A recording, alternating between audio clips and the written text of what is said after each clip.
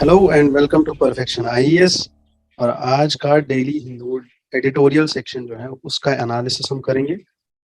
जैसे कि आपको पता है हर रोज हम एनालिसिस करते हैं और आप यूट्यूब पे उसको देखते हो, परफेक्शन आईएएस की वेबसाइट पे देखते हो। So today we are starting it again and I hope you tune in till the last. You have any doubts about UPSC, you can directly come to us and you can ask us. The numbers are given there. Now we are starting the discussion. Thank you. Let's begin. So, the current editorial or the first editorial, which is the lead editorial, this editorial actually talks about the relevance of humanities as a subject, as a resistance, the relevance of humanities as a resistance. ठीक है, how humanities provides, how this subject of humanities, they provide a resistance, how they provide a resistance. So this author actually he is professor of cultural studies. ठीक है, तो इसको समझना है that इनका जो थॉट प्रोसेस होगा या इनका जो थॉट होगा अपना, that is bit less relevant to us. ठीक है, तो now he says that if you want to if you attempt to understand the relevance of humanities in the murky age of neoliberalism, it will be a move towards confronting social and political magnitude of multiplicity, exile, and more than anything, this will be inevitably of the debate in a true democracy. ठीक है, so the thing is, it says that the humanities actually, he talks about that there is a need to have the commitment of aesthetics as a powerful means of emancipatory politics when the fundamental times are there, the fundamental transitions are there.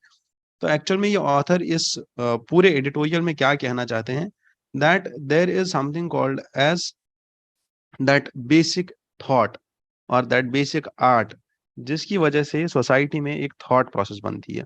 और वो thought process जब politics के साथ मिलती है, जब आप politics और ह्यूमैनिटीज को उस टाइम पे लेके चलते हो, जैसे आप पोएट्स देख लो, आप लिटरेचर के पर्सनैलिटीज देख लो, उनका जो थॉट उस टाइम का था, चाहे आप फिलोसोफर्स देख लो, आप सोक्रेटिस देख लो, प्लेटो देख लो, एरिस्टोटल देख लो, जो उनका वो थॉट होता है, जो ह्यूमैनिटीज का एक थॉट होता है ना, वो थॉट ही रेजिस्टेंस प्रोवाइड करता है आपको. किस चीज के लिए? जो ये फंडामेंटल ट्रांजिशनरी चेंजेस हो रहे होते हैं पॉलिटिक्स में. That is why he talks about emancipatory politics. ठीक है, that the politics should be emancipatory in nature and there should be proper commitment to the aesthetics. Aesthetics means that कि आपको जब भी आप देखो तो there should not be this power hunger and there should not be this rule of one over the other, that big sea, that big fish eating the smaller fishes. ठीक है, वो वाला रूल नहीं होना चाहिए. That's all he talks about. तो actually Gandhi ji is one of the seven sins is, that is politics without ethics is a sin. है ना, अगर आप इसको टॉपिक ले लो और इस पे एक एसे ड्राफ्ट कर लो, है ना, not from whole of this editorial but yes these are the 2 points which you can take, है ना. तो you should also focus on this section of liberal arts. That is how he talks about that why should we focus on liberal arts more and what was there in the Sabarmati ashram of Gandhi ji. तो यहाँ पे अगर आप इस पे एक ऐसे लिख दो तो I'll help you in writing that essay in a better way, but once you have to start it, और आपको ये टॉपिक मिलेगा, ये टॉपिक आज आपका होगा, आप इस पे ऐसे लिखो और वो ऐसे मुझे आप सबमिट करो. ठीक है, आप सबमिट कर सकते हो इस नंबर पे, हम उसको इवेलुएट करके आपको वापस प्रोवाइड कर देंगे. ठीक है, तो second the article was on the supreme courts bail order of बीमा कोरेगांव केस, जिसमें अभी वर्नन गोंसाल्विस एंड अरुण फेरेरा, इन दोनों को सुप्रीम कोर्ट ने बेल ऑर्डर दिया था. And this bail order was on the was after 5 years of spending in the jail. Plus there was this argument and there was this comment that कि actually Supreme Court said that mere participation in the seminars or mere spreading of the literature cannot constitute an offense under UAPA of being charged as a terrorist. ठीक है, और being claimed as or being like banned when we talk about the terrorism and when we talk about the terrorist acts. So mere participation is not there. We will go through unlawful activities prevention act, इसके provisions देखते हैं। क्यों? क्योंकि आगे हमें एक और editorial मिलेगा एक्सप्लेन्ड सेक्शन में, जिसमें इस केस को बहुत अच्छे से डील किया गया है। So here we will go through UAPA. ठीक है, तो UAPA is aimed at prevention of unlawful activities when it comes to actually anti terror laws. ठीक है, तो when it comes to anti-terror laws, तो UAPA is one of the pertinent law which is usually in news always now and then. So this act assigns power actually to government at the central government, है ना, and provides for death penalty plus life imprisonment, ठीक है, to the ones who are convicted. Provisions इस act के क्या क्या है, इसके प्रोविजंस? ठीक है, अगर आपको इसके प्रोविजंस देखने हैं तो UAPA provide special procedures to deal with terrorist activities. Central government may designate any individual, ठीक है, किस किस को डेजिग्नेट कर सकते हैं? इंडिविजुअल को और ऑर्गेनाइजेशन को। और क्या डेजिग्नेट कर सकते हैं? एज अ टेररिस्ट आउटफिट और as a terrorist individual. But कब डेजिग्नेट कर सकते हैं इनको? ये कर सकते हैं when he commits or participates acts of terrorism, prepares for terrorism or promotes terrorism or otherwise involved in terrorism. So under this act, an investigating officer is required to obtain approval from DGP of DGP, that is the Director General of Police, approval for seizing of properties, ठीक है, plus the investigation if conducted by an officer of NIA, अगर NIA का officer इसको conduct कर रहा है, so that then the approval has to be from Director General of NIA to seize the properties। ठीक है, डन। तो property scissor जो आता है वो डीजीपी के अंदर आता है, डायरेक्टर जनरल के अंदर आता है। This empowers the officers of NIA of the rank of inspector और above to investigate.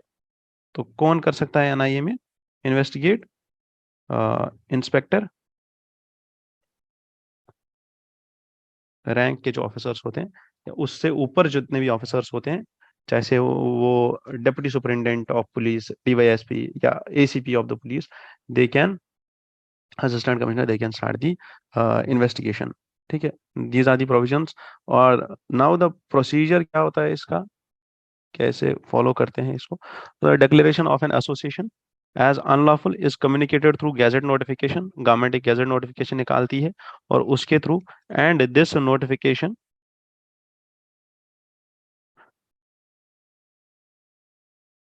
remains valid for 5 years only. There are more than 40 organizations currently which have already been designated as terrorist outfits. So when center declares such organization as unlawful, तो उसके बाद एक tribunal establish होता है। Tribunal is established for further investigation, ठीक है, of the decision to be correct और not. उसके बाद the notification by the centre does not take effect until the tribunal confirms it. ठीक है, तो तब तक वो नोटिफिकेशन वेट करती है जब तक ट्रिब्यूनल का ऑर्डर नहीं आता है। उसके बाद government has to send this notification to the tribunal within 30 days of issuing the notification, and then MHA must refer this to the tribunal along with the cases that the NIA and ED and state police forces have registered against the association. तो सारे cases जो इस organisation के होंगे, जिस organisation के नाम पे, अगर ये कोई ऑर्गेनाइजेशन है, ये टेरर आउटफिट है, ये गैजेट नोटिफिकेशन में आ गया गवर्नमेंट के, गवर्नमेंट ने इसको ट्रिब्यूनल को रेफर किया, इस नोटिफिकेशन को 30 डेज के अंदर, इस नोटिफिकेशन के साथ साथ ये सारे केसेस देंगे जो इस ऑर्गेनाइजेशन के अगेंस्ट में हुए होंगे दर्ज। कहाँ पे दर्ज हुए होंगे? वो ईडी में हो, वो एनआईए में हो, या वो स्टेट पुलिस के पास केसेस पेंडिंग हो, इस ऑर्गेनाइजेशन के अगेंस्ट में जितने भी केसेस होंगे वो सारे चले जाएंगे किसके पास? इस ऑर्गेनाइजेशन के पास जो इसको अभी चेक कर रही होगी, जो इसको अभी इन्वेस्टिगेट कर रही होगी। Then comes the UAPA tribunal. और ये जो यूएपीए ट्रिब्यूनल होता है, जो बनता है ना, is to be constituted by the government itself for its ban to have long term legal sanctity. ये ट्रिब्यूनल को हेड करता है, ट्रिब्यूनल का हेड होता है रिटायर्ड और सिटिंग जज ऑफ हाई कोर्ट। ठीक है, तो ये इन्वेस्टिगेशन लेते ही tribunal starts its investigation, starts its process, and if it's declared, the show cause notice is given within 30 days of the date of the service for such centers notice, and why it should not be declared unlawful. ठीक है, so after hearing arguments from both the sides, tribunal can hold inquiries for 6 months. 6 महीने inquiry चलेगा, उसके बाद it will declare the final decision, and then the center's notification cannot have an effect until the tribunal confirms the declaration. ठीक है, तो that is about UAPA done. तो आगे बढ़ते हैं अपने डिस्कशन में। ठीक है, एडिटोरियल्स टेक्नोलॉजी सेक्शन में बहुत ही अच्छे अच्छे आए थे आज। ठीक है, तो वहां जाएंगे, इट्स बेटर फॉर अस।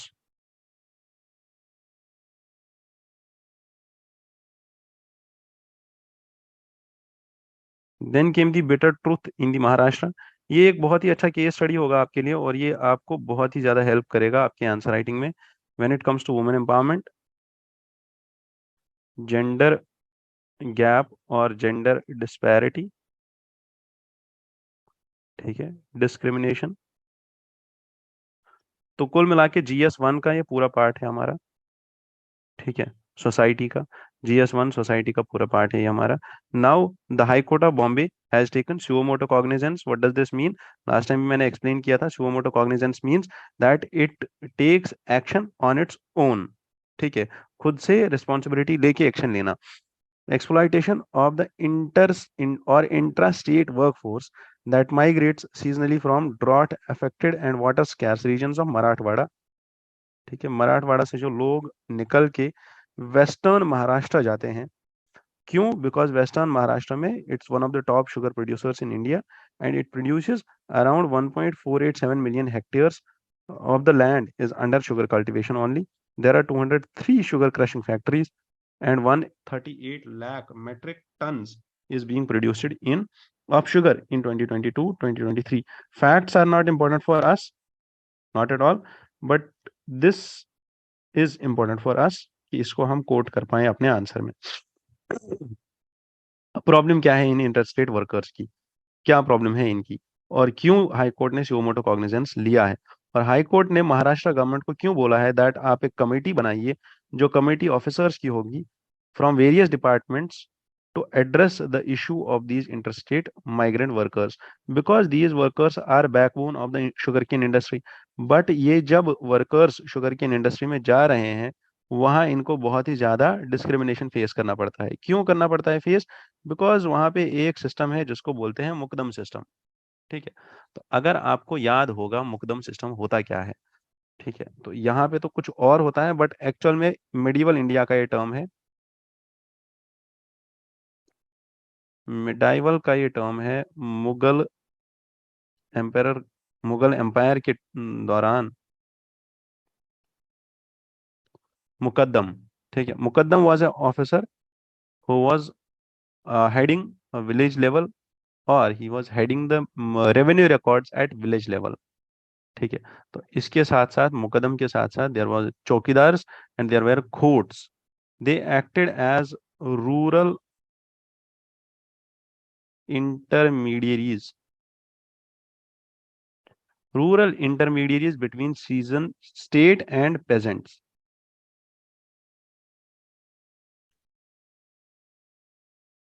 इस टर्म को याद रखना है, क्योंकि यूजुअली यूपीएससी की ये आदत है कि वो मेडिवल इंडिया से रेवेन्यू, इकोनॉमी, एडमिनिस्ट्रेशन, ये तीन से जितनी भी टर्म्स रिलेटेड होती है वो टर्म्स पूछते हैं। तो इसको थोड़ा सा याद रखना, because we are dealing with this every day. जब आप ब्यूरोक्रेसी में आते हो तो आपको डेली यही रेवेन्यू एंड एडमिनिस्ट्रेशन ही करना पड़ेगा, तो आपको ये एडमिनिस्ट्रेशन के टर्म्स थोड़े बहुत पुराने याद रखने पड़ेंगे। तो मुकदम जो सिस्टम अभी महाराष्ट्र में चल रहा है, मुकदम system, this is the labour contractor and the labourer. अब लेबर को बोलते हैं कोयताज और लेबर कॉन्ट्रैक्टर को बोलते हैं मुकदम। ठीक है, मुकदम। अब ये लोग क्या करते हैं, जो मुकदम होता है वो शुगर फैक्ट्रीज को लेबर प्रोवाइड करता है, और कोयतास होते हैं लेबर, और वो उनके साथ एग्रीमेंट पहले ही करता है और वो लेबरर्स को पैसे पहले ही दे देता है। Now he has this option of providing temporary, cheap, reliable and efficient workforce. और अब इसमें होगा क्या, ही विल फेवर और he will try to employ more women and adolescent girls. ठीक है, हो सकता है चाइल्ड लेबर भी लेके आए। ठीक है, अगर छुपा के काम कर रहा है तो चाइल्ड लेबर भी लेके आए। Now the problem here is, women को एक तो पैसा कम देंगे, दूसरा इनको बोलेंगे कि आप ज्यादा काम करो, और इनको प्रेशराइज करना भी इजी होगा। प्लस अगर ये चाइल्ड लेबर लेकर आता है तो वो तो हाफ रेट से भी कम पे आ जाएगा। Now the authors here highlight, जो चेयरमैन है international institute of migration and development के, केरला के, senior research fellow who is there in Kerala in the same institute. Now they highlight that what is actually there, it is invisible and unenumerated data, कि जितने भी ये meaningful policies होनी चाहिए थी seasonal migration को लेके, वो नहीं है हमारे पास, और उसकी वजह से क्या है, we have invisible and unenumerated data. तो जो पीपल, जो लोग हमारे पास है, we do not have data about them. तो एक टेक्नोलॉजी ओरिएंटेड काम हुआ था, that is this application which was known as MTS, that is migration tracking system, which was launched in 2022 by Women Child Development Department of Maharashtra. This was one of its own kind project in the country, but क्या हुआ, नहीं कर पाया, और ये project थोड़ा सा fail कर गया। However, MTS failed to create a comprehensive picture of seasonally migrations or seasonal migrations of the families. तो अब प्रॉब्लम क्या है इन लोगों की, माइग्रेंट्स की, इनकी प्रॉब्लम ये है that they are not ensured of health, safety, employment in sugarcane labor industries। और अगर आपको याद होगा तो हमारे कॉन्स्टिट्यूशन में, हमारे संविधान में, article 42 talks about this thing, that state shall make provisions for securing just and humane conditions of work and for maternity relief। तो इनका तो दोनों का ही ये वायलेट हो गया। ठीक है, right to life, right to proper employment, fundamental rights तो होएगी ही वायलेट। ठीक है, इक्वल पे नहीं मिल रहा है ना। देर इज दिस आर्टिकल 39, है ना, which mentions equal pay for equal work. ठीक है, तो ये भी वायलेट हो रहा है, ये भी वायलेट हो रहा है, इसका भी रेस्पेक्ट नहीं कर रही है स्टेट, इसका भी रेस्पेक्ट नहीं कर रही है स्टेट। तो दोनों आर्टिकल्स ऐसे हो गए वायलेट। अब इसका प्रॉब्लम क्या हो रहा है, इसका प्रॉब्लम ये है, जो ऑक्सफैम इंडिया 2020 ने रिपोर्ट किया, दैट कि इनको एडवर्स काम कराने की वजह से इनको प्रॉब्लम्स होती है। क्या क्या प्रॉब्लम्स होती है, पहली बीमारी होती है जिसको बोलते हैं musculoskeletal disorder, and they are facing some severe gynaecological issues, that is उनका जो हेल्थ है वो इम्पैक्ट हो रहा है। ठीक है, उनका जो हेल्थ है और रिप्रोडक्टिव हेल्थ है, रिप्रोडक्टिव ऑर्गन्स है, वो अफेक्ट हो रहे हैं। क्यों, because there are not sanitation facilities. ये नहीं होगा ना वहां पे, कहाँ पे, जो शुगर केन के बड़े बड़े फार्म्स होंगे वहां पे नहीं होगा। They have to use the open, like they have to defecate openly, और उस चीज से प्रॉब्लम ये होगा कि इन्फेक्शन होगा, डिजीज होगी, और बीमारियां होंगी, और plus gynaecological issues like PCOD, ये भी प्रॉब्लम होगी। This has led to severe problems, and this has led to early pregnancies and early deliveries in the absence of trained birth attendants. Plus, this has led to frequent childbirth. No exclusive breastfeeding because mother is there on the field, she is working there. So many studies have reported this thing, that there is recurring violence and sexual harassment also, जो इन मुकदम्स और mail workers की वजह से होता है इन औरतों का. However, the author highlight here that national education policy emphasizes equitable and inclusive education for all. और इस टाइम पे जितने भी ये सीजनल माइग्रेंट वर्कर्स के बच्चे हैं, उनकी एजुकेशन पे ध्यान देना चाहिए. ठीक है, जबकि उनकी एजुकेशन पूरा ब्लेंटली वायलेट हो जाती है, उनके एजुकेशनल राइट्स. प्लस ये international institute of population sciences and UNICEF 2022, ये जो IIPS है, इसके बारे में हमने अभी पढ़ा. आज का पहला न्यूज़ यही था, जो न्यूज़ वाला वीडियो है, ठीक है, न्यूज़ एनालिसिस वाला वीडियो DNA, उसमें अगर आप देखो तो उसमें इसके बारे में पूरा अच्छे से लिखा हुआ है. फैक्ट्स, कितने फैक्ट्स याद रखने पड़ेंगे हमें इसको रिलेटेड, इससे रिलेटेड. ठीक है, क्योंकि इसका जो अभी चेयरमैन था, उसको अभी गवर्नमेंट ने सस्पेंड कर दिया है. This International Institute of Population Sciences and UNICEF 2022 has observed that despite these children being physically absent from the schools, school records भी इनको show नहीं करते कि ये absent रहते हैं. So there is a severe lack of facilities. There are severe problems which are associated with these migrant laborers of Maharashtra. That is why this case study is important. और अब हमें करना क्या चाहिए? That we should ensure that seasonal migrants have access to justice and are guaranteed safe and healthy working and living conditions, which is a right provided to them under Article 42. And not a right, actually, it's an instruction under Article 42 to the state government that they have to make the they have to secure the just and humane conditions of work and maternity relief. Plus, they also have to secure equal pay for equal work as per the Article 39. ठीक है, तो that is all about this, and that is how we can envision ourselves in the Amrit Kal which India is. Then comes the crisis of academics and academic ethics in India. This opinion-based article is there by a former dean and faculty of IISER Pune. जब ये article opinion based आता है और आप इसको पढ़ते हो, तो you only need to highlight और you only need to take those points, जो पॉइंट्स आपको लगे कि ये वैसे पॉइंट्स है जिन पे आपको डेटा फैक्ट प्रोवाइड करने की जरूरत नहीं है, और इन पॉइंट्स को आप यूज कर सकते हो अपने इंट्रोडक्शन में या कंक्लूजन में, क्योंकि बॉडी में जितने भी पॉइंट्स आप यूज करोगे उनका सब्सटेंशिएट करना जरूरी है. ठीक है, आर्ट ऑफ आंसर राइटिंग वाली वीडियो एक है हमारी चैनल पे, how to write answers and art of understanding the art of answer writing and understanding the science behind the essay writing. तो ये कुछ वीडियोस है जो अगर आप देखो तो आपको ये समझ आ जाएगा that there is a proper method behind answer writing. Answer writing करनी कैसे है. तो जब भी आप ये पॉइंट्स लिखो, तो अगर आप इस ऑथर का भी ये आर्टिकल देखो, तो जितना भी ये आर्ग्यूमेंट्स देते हैं that unethical academic practices are there, there should be systematic preventive and punitive action which should be taken against them.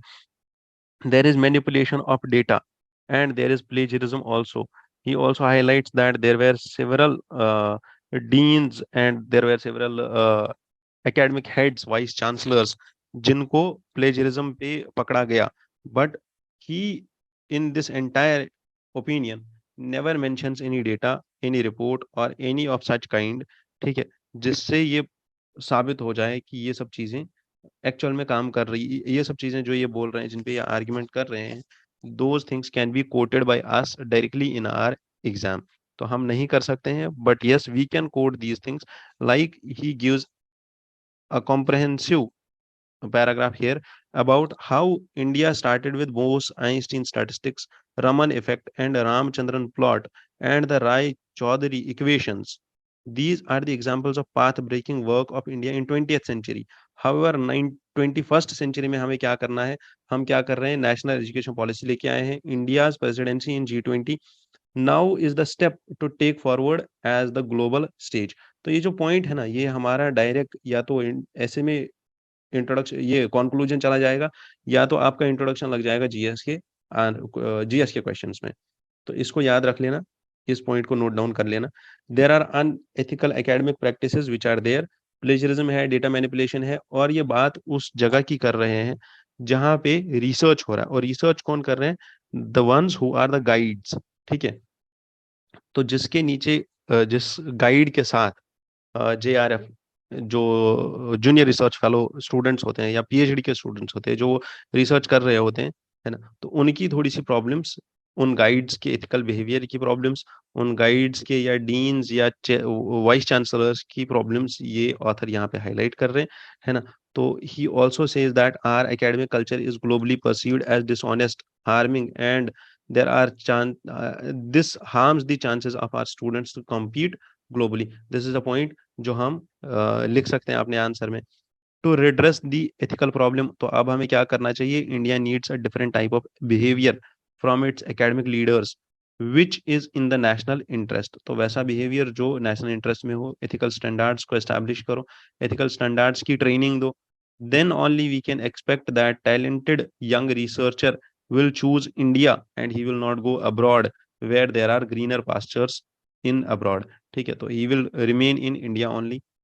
Then there was this editorial about the data and India's poor performance on the basis of digital India. और digital India में he starts with financial inclusion. ठीक है, financial inclusion में the author highlights the prospect of digital payments। ठीक है, and he says that अभी currently हम अगर कहीं पे भी देखते हैं, ठीक है, चाहे वो किराना वाला हो या चाहे वो नॉर्मल रेडी लगाने वाला हो, everyone has now UPI। But he highlight some points, ठीक है, कि जून 2021 से लेके अप्रैल 2023 तक UPI पेमेंट्स का रेट जो बढ़ा, ठीक है, monthly average rate that was 6%। जब आप देखो तो बाकी सारी पेमेंट्स का रेट उतना ज्यादा नहीं बढ़ा। That is the number of payments which we are doing. However, the author highlights that global World Bank's Global Findex survey highlights कि 53% of the accounts जो जनधन accounts थे, 53% of them which were opened had an bank account and 80% of the population had bank account in 17 से 2021 तक। तो 80% had bank account, however 38% of it was inactive। 38%, 38% में से 38% तो inactive है। Plus, he also says that only 35% of the population which reported carrying out any digital transaction, only 35% of the total population is carrying out digital transactions. It means कि हमने financial inclusion कर तो लिया, उनने accounts खोल तो लिया, but उनको यूज ही नहीं कर रहे हैं। सो अगर आप रूरल अर्बन गैप देखो तो digital payments in rural areas and urban areas, अगर आप गैप देखो तो इंडिया का पोजीशन बांग्लादेश और कीनिया से बहुत नीचे है। Only 30% of Indians in rural areas make digital payments. तो ये जो पॉइंट्स तीन मैंने हाईलाइट किए हैं या चार पॉइंट्स हाईलाइट किए हैं, ठीक है, 1 2 3 और 4, इनको लिख के रखना और आपके लिए हेल्प हो जाएगी। गर्ल्स और women missing between 2019 and 2021 are 13.313 lakh, 13.13 lakh girls are missing। ठीक है, so that is the problem of women trafficking and all। most of them were from Madhya Pradesh, इसको याद रख लेना। tomatoes are sold at NCCF, that is National Cooperative Consumer Federation of India। 90 रुपए का kilo बिक रहा है, but you need to learn about this organisation. ये आपका टास्क रहेगा आपका आज का, कि आप NCCF के बारे में जान लो, पता कर लो कि क्या है। देन कमिंग टू लिंचिंग, है ना, ये एडिटोरियल या मॉब लिंचिंग का जो केस है, हमने इससे पहले भी डिस्कस किया है। हमने ये भी डिस्कस किया कि how supreme court gave the 7 point remedial और 7 point remedies in the earlier Poonawalla और अर्लियर दी तहसीन पूनावाला केस। ठीक है, 2018 का जो केस था तहसीन पूनावाला, उसमें जो जजमेंट आया था, all of it is there now. तो अभी हुआ क्या है एक्चुअल में? Supreme court has asked the ministry of home affairs and the state governments to respond to a petition of National Federation of Indian Women। ठीक है, the petition questions that कि जो मॉब वायलेंस है especially lynching of Muslims by cow vigilantes over past 5 years, this has been growing. और states या union में ऐसा कोई लॉ नहीं बनाया गया है अभी तक, या लॉज तो बने हैं, स्टेट्स में लॉज बने हैं, 3-4 स्टेट्स में लॉज बने हैं, बट मेजर मेजर लॉ कोई नहीं बना है, और मेजर गाइडलाइन कोई नहीं है, ब्रॉड गाइडलाइन कोई नहीं है, except the supreme court guideline. And that is why now supreme court has took this thing. और अभी there is a contempt which is going against centre and states both, कि आप जो है क्या क्या स्टेप्स लिए हैं आपने सुप्रीम कोर्ट की इस गाइडलाइन पे, तो उन स्टेप्स को आप मतलब सुप्रीम कोर्ट के सामने लाइए कि आपने कौन सा लॉ बनाया, डेटा क्या है, पिछले 5 साल का डेटा दीजिए कि कहाँ पे कौन सा वायलेंट एक्ट ऐसा हुआ जो मॉब ने किया. तो तहसीन पूनावाला का जजमेंट क्या था? Judgement was that it is the sacrosanct duty of the state to protect the lives of the citizen. ठीक है, तो ये ड्यूटी है किसकी? स्टेट की, to protect the lives of the citizens. The court declares that the authorities of the state have principal obligation to see that vigilantism, be it cow vigilantism or any other vigilantism, तो जितने भी state की authorities हैं उनको वो vigilantism को रोकना होगा, उनको उसको ठीक करना होगा, बिकॉज दिस विजिलेंटिज्म जो है leads to anarchy, chaos, disorder and eventually to a violent society, जो कि इंडिया में नहीं होनी चाहिए. ठीक है. Now comes the 7 point remedial directions of the supreme court. तो पहला, सुप्रीम कोर्ट ने बोला था there should be a nodal officer जो एसपी की रैंक का होगा, प्लस एसएचओ जो होगा वो इमीडिएटली लॉन्च करेगा एक एफआईआर. और एफआईआर अगर लॉन्च नहीं हुआ, अगर लॉन्च एफआईआर नहीं हुआ, उनने नहीं लिखा, तो उसके बाद कार्रवाई की जाएगी उस एसएचओ के अगेंस्ट में.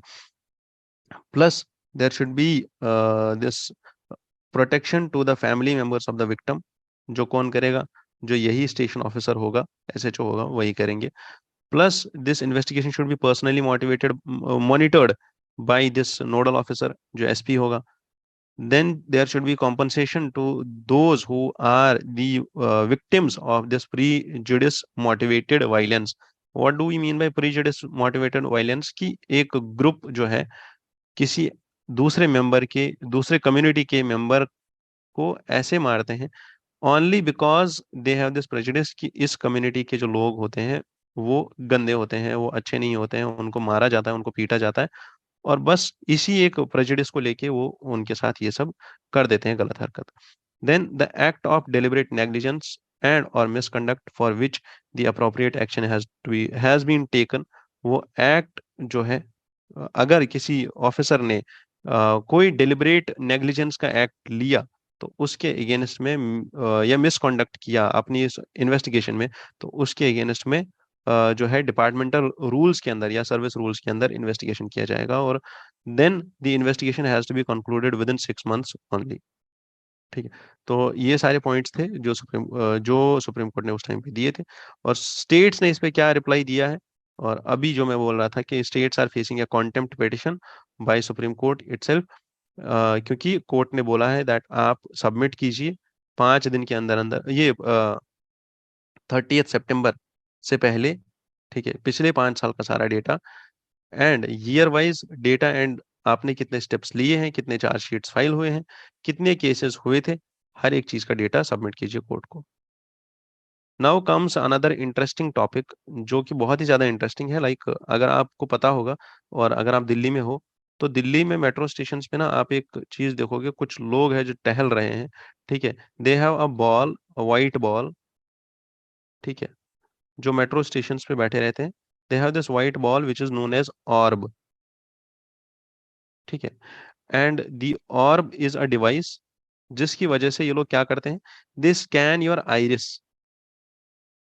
ठीक है, ये आपकी आंख की पुतली का स्कैन लेते हैं, है ना. एंड देन वो स्कैन लेने के बाद ये आपको एक आईडी देते हैं. और ये क्या आईडी होती है? ये वर्ल्ड आईडी है. और इसके बाद आप पार्ट बन जाते हो वर्ल्ड में एक बहुत ही बड़े डेटाबेस का. और यहाँ से जो आपको यूनिक आईडी मिल जाती है, वो आईडी एक यूनिक आईडी है, और वो बस आपकी आईडी है. अब ये क्या चीज है, और क्या प्रोजेक्ट चल रहा है, और ये किसका प्रोजेक्ट है? ये प्रोजेक्ट है सैम ऑल्टमैन का, जिन्होंने वर्ल्ड कॉइन निकाला था. ठीक है, क्या निकाला? World coin. और वो है फाउंडर चैट जीपीटी के भी। चैट जीपीटी आपने देखा भी होगा और आपने सुना भी होगा, काफी ज्यादा ट्रेंडिंग में है, वायरल है, रील्स पे भी बोला जा रहा है चैट जीपीटी, बहुत सारे लोग रील्स बना रहे हैं इस पे। और चैट जीपीटी का यूज अगर आपको करना है तो this is an open AI. आप इसका यूज पढ़ाई में कीजिए, यूपीएससी की तैयारी में कीजिए। Ask it different questions, ask it difficult questions, it will give you answers, but do not involve yourself too much into it, because इसके जितने भी आंसर्स होते हैं वेग होते हैं, normally not relevant to us, क्योंकि इसका डेटा खत्म हो जाता है सितंबर 2021 तक ही, है ना। 2021 के बाद ये इंफॉर्मेशन देना थोड़ा सा कम कर देता है और इसके पास इंफॉर्मेशन है नहीं। So now the owner and the founder of both of these projects, Sam Altman, he says that the WorldCoin Venture, अब ये WorldCoin Venture क्या है? सिंपल मॉडल, आप अपनी आंखों का स्कैन करने दो, आपको कुछ डॉलर मिलेंगे या कुछ क्रिप्टो करेंसीज मिल जाएंगी और आपको एक वर्ल्ड आईडी मिल जाएगी। और ये वर्ल्ड आईडी क्या है? This is world's largest identity and financial public network. Done. इसको ऐसे ही याद रखना है सिंपल टर्म्स में। What is Worldcoin? Digital network जिसमें हर एक इंसान पार्टिसिपेट कर सकता है। वो वहां पे जो उसको वर्ल्ड कॉइन्स मिलेंगी, वहां पे क्रिप्टो करेंसीज मिलेंगी, वो क्रिप्टो करेंसीज बेस्ड है इथीरियम पे। ठीक है। वर्ल्ड कॉइन की जो करेंसी है that is based on Ethereum और ether. Ether is second largest crypto by market capitalisation.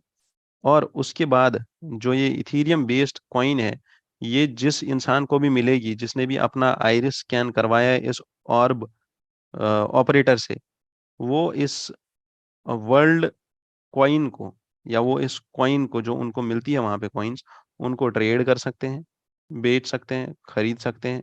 ठीक है।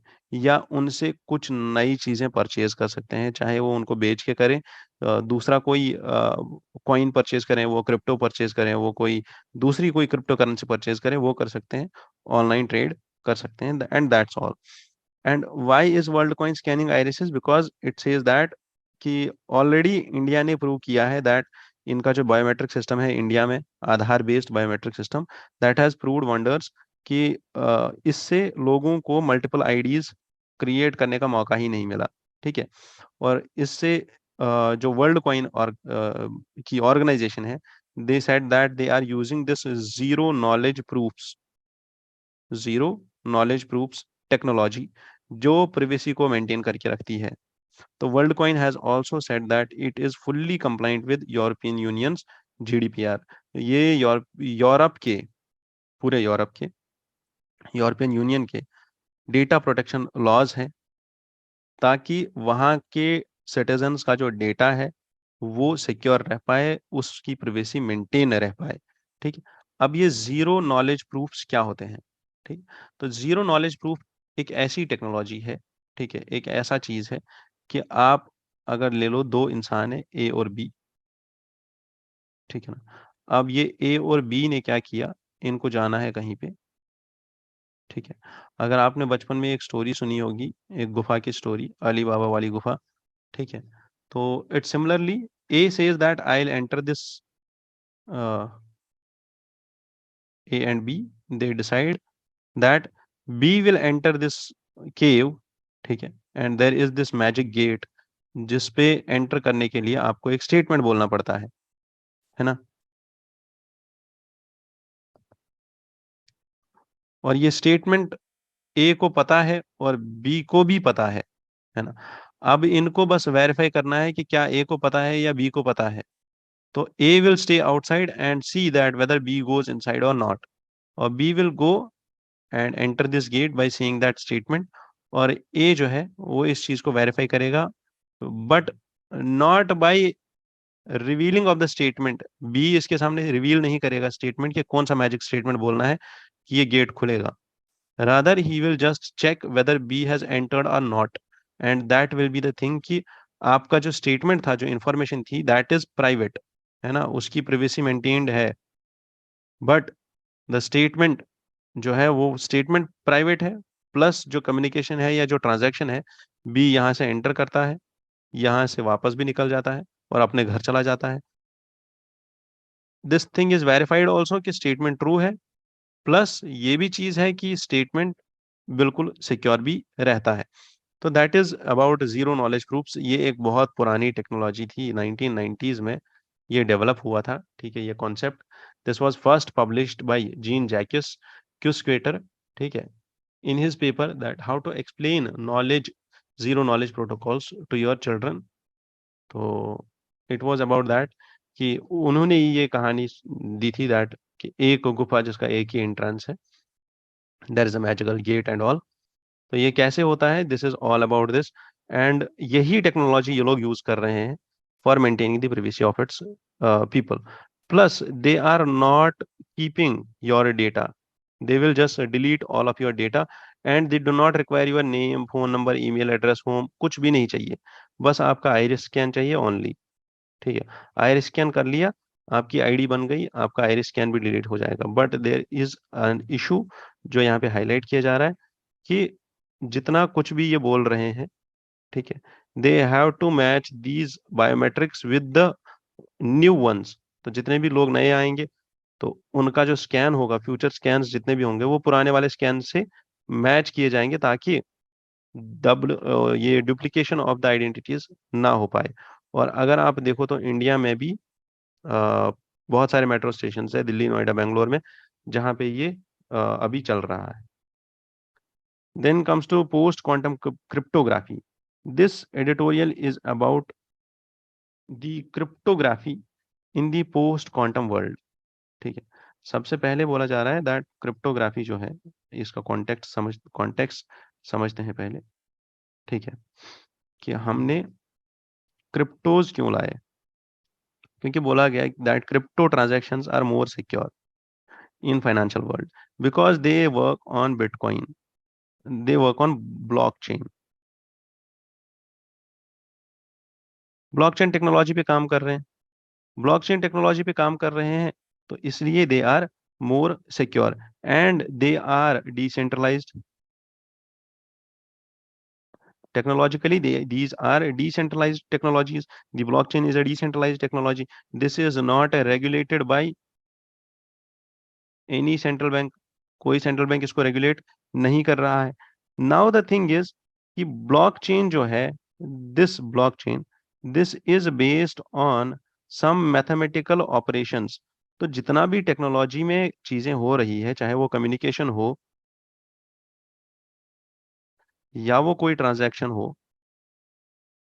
ठीक है, everything is based on a mathematical calculation. ठीक है, या जिसको हम एल्गोरिदम बोलते हैं, जिसको हम प्रोग्राम बोलते हैं, जिसको हम फ्लो चार्ट बोलते हैं, तो उस चीज पे बेस्ड है। बट अगर आप देखो तो क्वांटम कंप्यूटिंग से क्या होता है, this has super efficient technology, this can do these mathematical calculations in micro seconds और इन पीको सेकेंड्स, ठीक है, नैनो सेकेंड्स। और ये मैथमेटिकल कैलकुलेशंस अगर ये कर रहा है, दैट इज क्यूबिट्स में कर रहा है, और ये क्वांटम कंप्यूटर इतना पावरफुल है, तो ये सारी जितनी भी मैथमेटिकल कैलकुलेशंस अभी तक की है, ये इन सब को ब्रेक डाउन करेगा, ब्रेक डाउन करके इनको टैम्पर करके ये सारा डेटा को एक्सेस कर पाएगा, जो सारा डेटा जो है, चाहे वो क्रिप्टोज का हो, चाहे वो किसी और ऑर्गेनाइजेशन का डेटा हो। तो now the author's here highlight that post quantum cryptography, कि क्वांटम टेक्नोलॉजी आने के बाद क्रिप्टोग्राफी का क्या होगा। क्योंकि यूजुअली करंटली अगर आप देखो तो जो मेथड्स यूज होते हैं, दैट इज आरएसए और elliptical curves, they run on mathematical problems, जो मैं अभी तक आपको बोल रहा था। These are vulnerable to quantum algorithms, क्योंकि quantum algorithm already millions of the calculations करता है within very fraction of the time. तो दैट इज वाई अगर आप यहाँ पे देखो, there is this project by United States that is called as United States National institute of standards and technologies post quantum cryptography standardisation project, plus हमारा national quantum mission. तो दोनों projects ऐसे हैं जो क्वांटम टेक्नोलॉजी पे काम कर रहे हैं। और अब इसके बाद जो ऑथर है, ये यहाँ पे डिस्क्राइब करते हैं दैट कि ये कम्युनिकेशन होता कैसे है, चाहे वो आप इलेक्ट्रिसिटी ले लो, चाहे वो आप वाटर एंड पाइप ले लो, चाहे वो आप इसके बाद बॉक्सेस का कॉन्सेप्ट लेते हैं। तो ये सारे कॉन्सेप्ट जो है कब यूज होते हैं, जब आप डिजिटल इलेक्ट्रॉनिक्स पढ़ते हो, digital electronics and the communication, और आप सर्किटरी पढ़ते हो। ठीक है, तो जितनी भी आप एफिशिएंट सर्किटरी करते हो, उसी हिसाब से आपके कैलकुलेशंस ठीक बैठते हैं और उसी हिसाब से आपके ऑपरेशंस सही होते हैं। अब ये सर्किटरी क्या होती है कि आप नोड्स लगाते हो, ठीक है, या अगर आपको सिंपल समझना है जैसे ये ऑथर एग्जांपल देता है दैट देयर आर 3 पाइप्स, ठीक है ना, जहां से पानी बह रहा है और तीनों पाइप्स पे गेट्स लगे हुए हैं। तो देयर आर 3 पाइप्स जहां से पानी बह रहा है। Now you gave this instruction, ठीक है, कि ये जो पानी यहाँ से बह रहा है, ये पानी कहाँ से आ रहा है? ये कहीं से आ रहा होगा, टैंकी से आ रहा होगा, कोई टैंक होगी यहाँ पे। और ये जो पानी यहाँ पे बह रहा है, यू से दैट कि अगर 1 और 2 का प्रेशर ज्यादा है, बहुत ज्यादा है, तो आप 3 को भी ऑन कर देना, वरना बंद रखना। तो these are the gates, these are the mathematical operations. यही होते हैं पूरे टेक्नोलॉजी में जितना भी हम ऑपरेशंस करते हैं। दैट इज दी स्विचेस, कि आप ये वाला स्विच, ये वाला स्विच और ये वाला स्विच, अगर ये दोनों ऑन है तो उसके बाद इसको भी कर देना, अगर ये दोनों ऑफ हो गए तो इसको भी ऑफ कर देना। तो दैट इज इट, ठीक है, इफ कंडीशन इज यूज्ड। तो दीज आर दी प्रोग्रामिंग, मतलब बेसिक्स ऑफ द प्रोग्रामिंग है ये। Why? Because this author wants us to understand this thing कि क्वांटम टेक्नोलॉजी क्या कर सकती है। क्वांटम टेक्नोलॉजी इन्हीं चीजों को बहुत ही फ्रीक्वेंटली और बहुत ही तेजी के साथ यूज करती है, ठीक है। And bits of physics are there and two valued logic is there, यही है टू वैल्यूड लॉजिक। और अब ये बोल रहे हैं दैट क्वांटम टेक्नोलॉजी की डेवलपमेंट से और क्वांटम टेक्नोलॉजी की डेवलपमेंट के बाद बहुत ही ज्यादा there can be this quantum technology can be a bit dangerous also. However, there is much more to do because the advantage of the first mover is there. जो पहले quantum technology पे development करेगा उसकी यहाँ से, या he will be the first receiver और he will be the first one जो इस टेक्नोलॉजी को हार्नेस कर पाएगा और इस टेक्नोलॉजी से बेनिफिट ले पाएगा। And this was all about today's discussion, ठीक है। If you have any doubts you can call me over here. I wish you all the best and I wish you luck for your future endeavors and I wish you luck in your UPSC preparations. आपको कोई भी दिक्कत हो आप इस number पे call कीजिए और आप हमसे कनेक्ट कीजिए। All the best. जय हिंद, जय भारत।